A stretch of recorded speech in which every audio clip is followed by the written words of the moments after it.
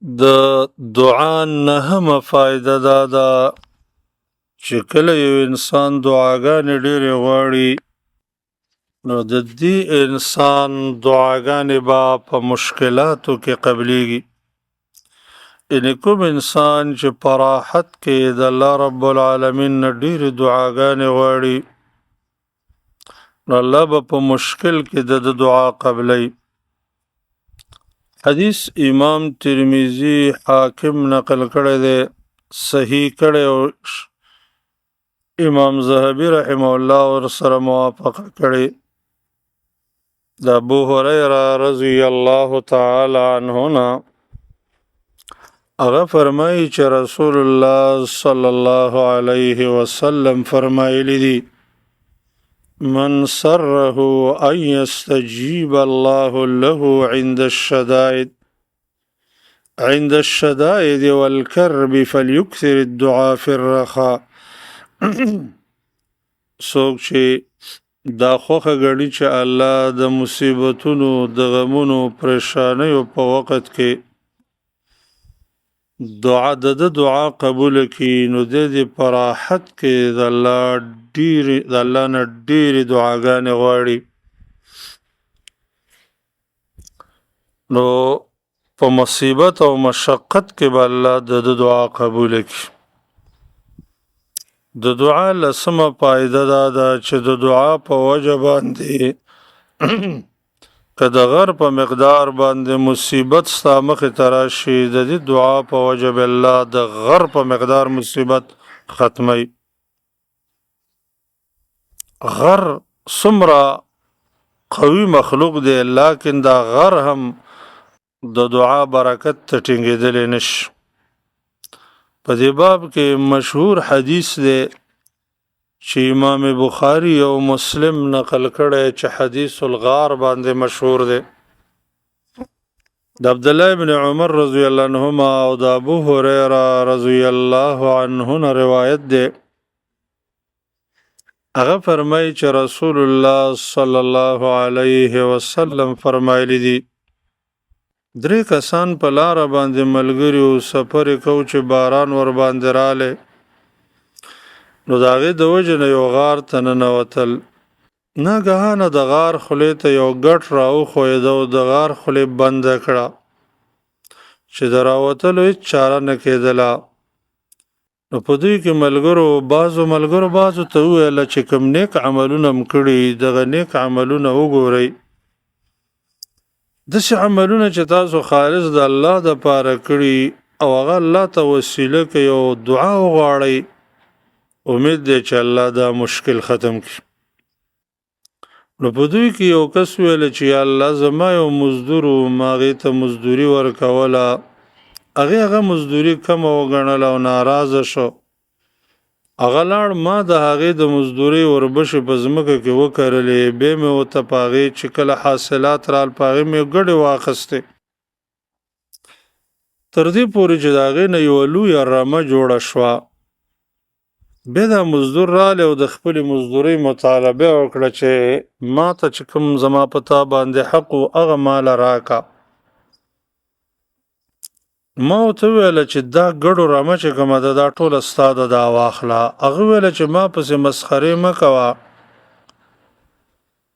نو ما ورته تفصیل بیان کړه چې ګوره هغه ستا وربشې ما ځمکه کې وکرلې، بیا مې ورېبلې، بیا مې پې ګډې واخیستلې او دا ستا دي.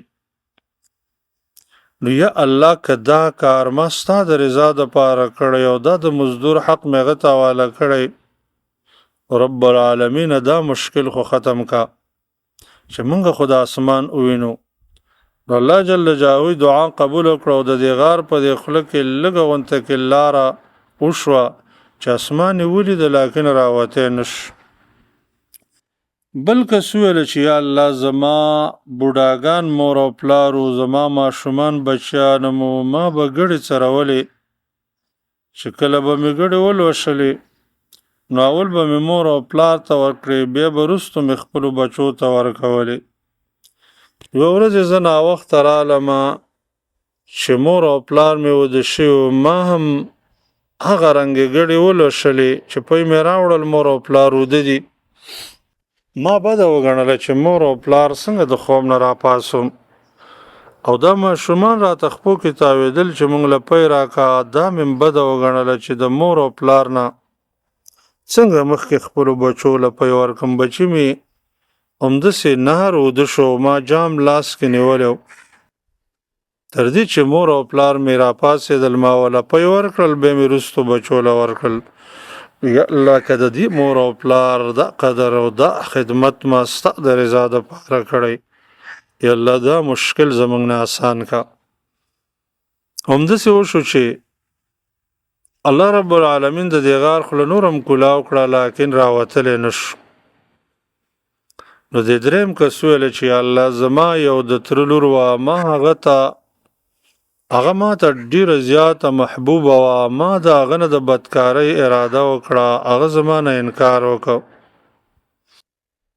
یو وخت کې هغه مجبوره شوه، نو ماله د پیسو د مطالبې دپاره راله چې ماله پیسې راکه.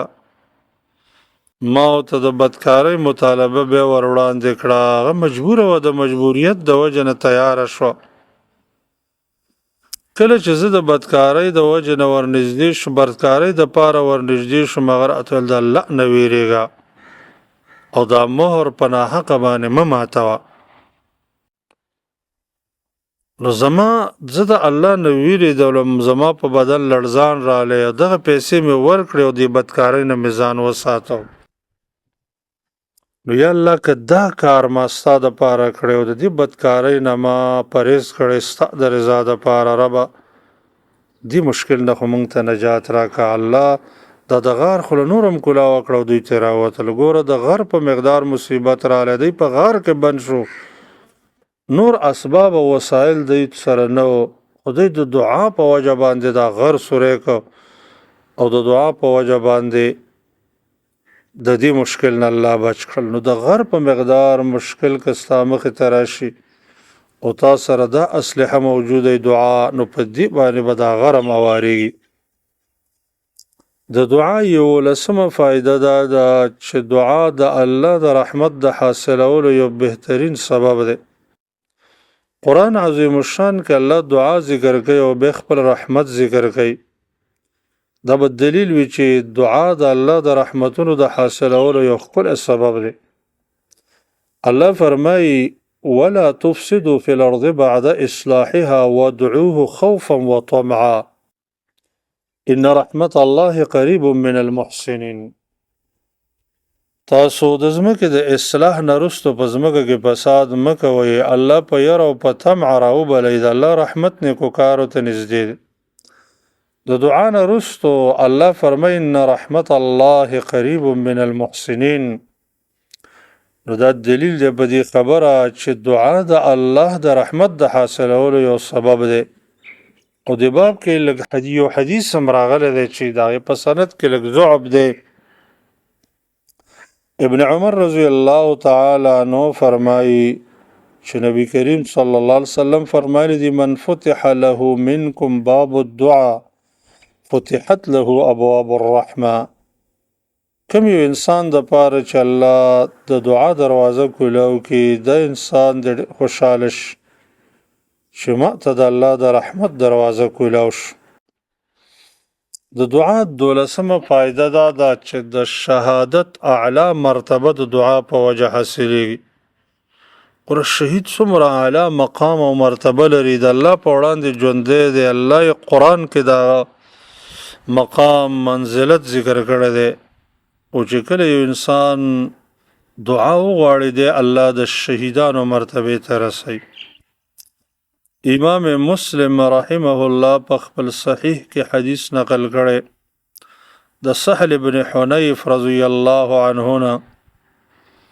هغه فرمایي چې نبی کریم صلی الله علیه وسلم فرمایلی دي من سأل الله الشهادة بصدق بلغه الله منازل الشهداء وإن مات على فراشه. څوک چې په صدق باندې د شهادت دعا د الله نه وغواړي الله یې د شهیدانو منزلې ته ورسوي، ولو که دی په خپله بستره باندې هم وفات شي.